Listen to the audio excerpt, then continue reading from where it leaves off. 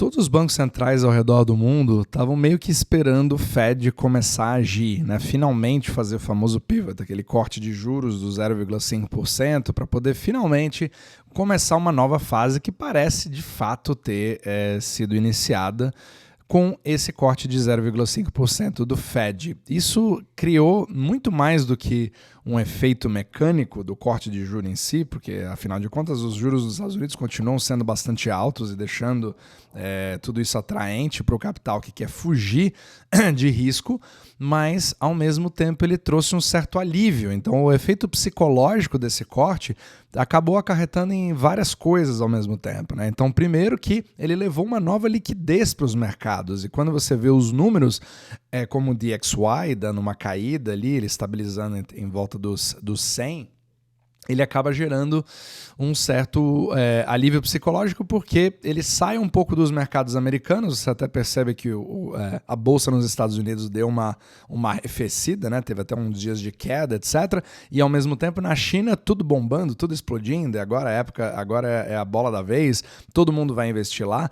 Ou seja, você tem uma saída dessa liquidez, né, que estava represada muito nos Estados Unidos, buscando por segurança, liquidez e tranquilidade, digamos assim, num juro um pouco mais alto, aquele famoso carry trade, e agora outros carry trades estão sendo buscados ao redor do mundo. E isso cria um certo alívio para todo o sistema. Isso até dá um certo ar de otimismo em relação ao futuro. Então é sobre isso que eu quero falar hoje, no capítulo de hoje, baseado numa entrevista do Adam Taggart, que tem um canal sensacional que eu recomendo que você assista, que é o Thoughtful Money, onde ele fala com pessoas, ele faz várias entrevistas, né, com money managers, etc., ao redor do mundo, e várias pessoas que têm experiência para poder falar sobre o ponto de vista dele sobre o que está acontecendo para a macroeconomia e para onde vai a liquidez do mundo, que é exatamente o assunto que a gente gosta de abordar aqui nesse podcast.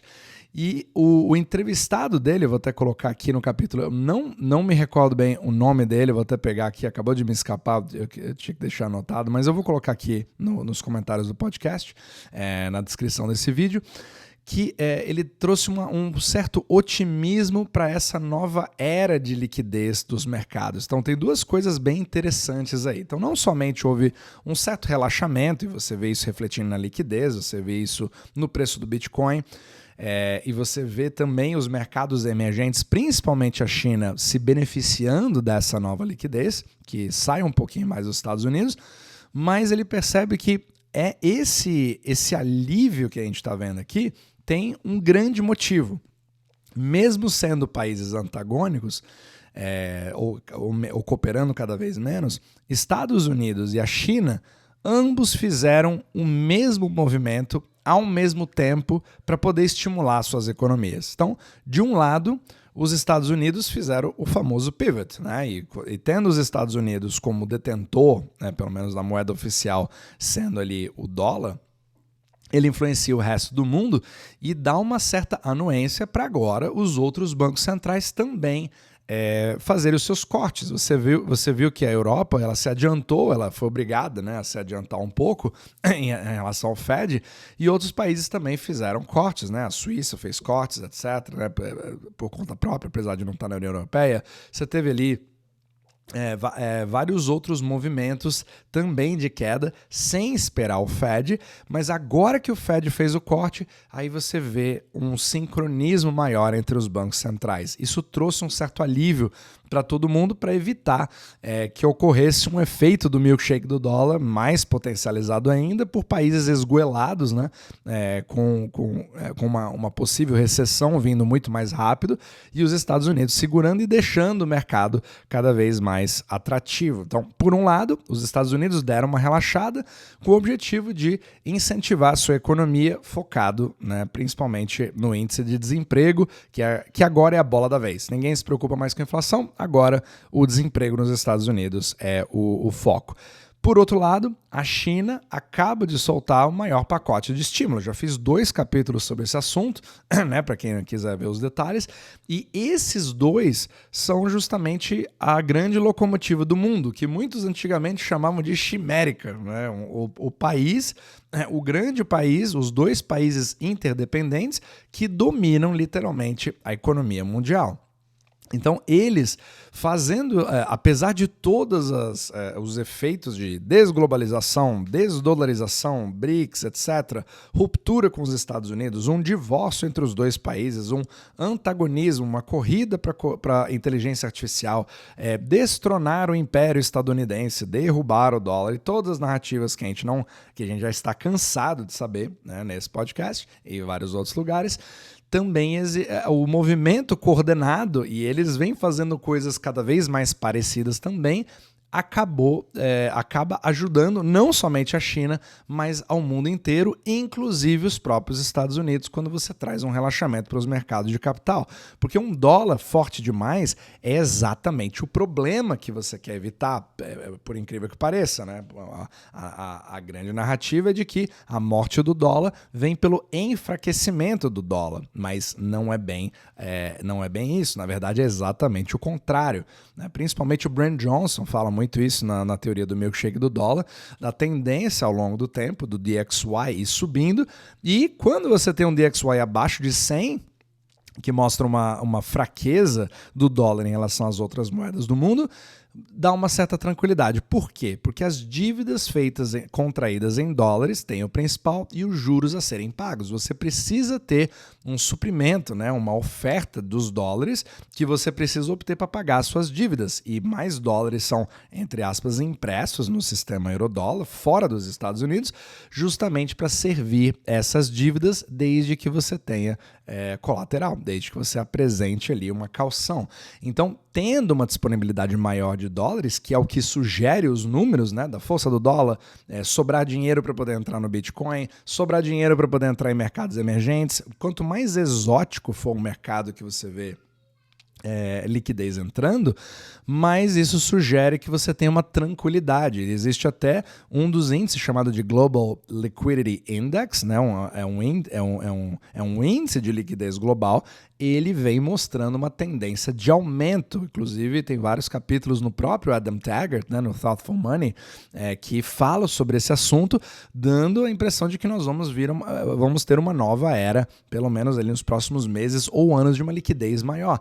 E isso acaba se tornando uma contracorrente contra a teoria do Brent Johnson sobre o milkshake do dólar, onde acontece exatamente o contrário. O dólar se torna cada vez mais escasso e isso acaba se tornando um perigo quando você não tem os dólares suficientes para poder servir a sua dívida corrente, né, do juro que você precisa pagar na dívida que você já contraiu, ou seja, o mundo inteiro contraiu uma dívida, inclusive bem maior do que a dívida americana, apesar da preocupação ser principalmente nos Estados Unidos. Então, tudo isso traria um certo alívio, mas, segundo a teoria do milkshake do dólar, esse movimento é um movimento temporário e esperado. Você nunca vai ver nenhum tipo de macro tendência acontecer de uma forma linear.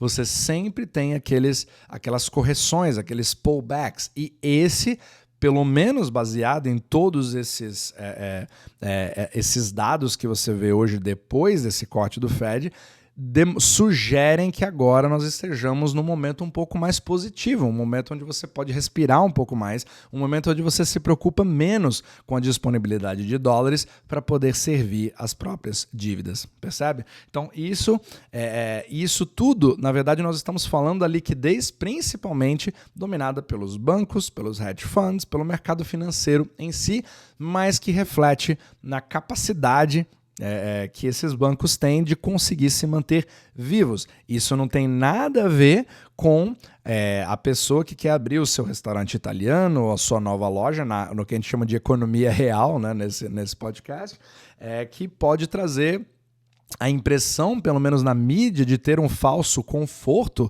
ou uma economia que está em recuperação, porque não é o que você vê no mercado real, principalmente quando você observa os números do emprego, não somente nos Estados Unidos, mas na Europa, na Ásia e em vários outros lugares. Esses números vêm sendo um pouco mais preocupantes, principalmente nos Estados Unidos, quando você vê as contratações praticamente congelando, né? Apesar de você ter números bons em criação, ou pelo menos anúncio de novos empregos, também existe aquele problema, que eu vou até fazer um capítulo separado só para falar disso também, em relação à real contratação baseada em empregos que talvez nunca existiram, né? Empregos fantasmas. Então isso cria uma certa preocupação. Então você vê que apesar na nota desse capítulo do Adam Taggart ter trazido ali um ponto positivo para investidores, isso mostra também a desconexão entre o mercado financeiro e os fundamentos das economias, porque os fundamentos continuam baseados no que o próprio Jeff Snyder, né, que eu falo em vários outros capítulos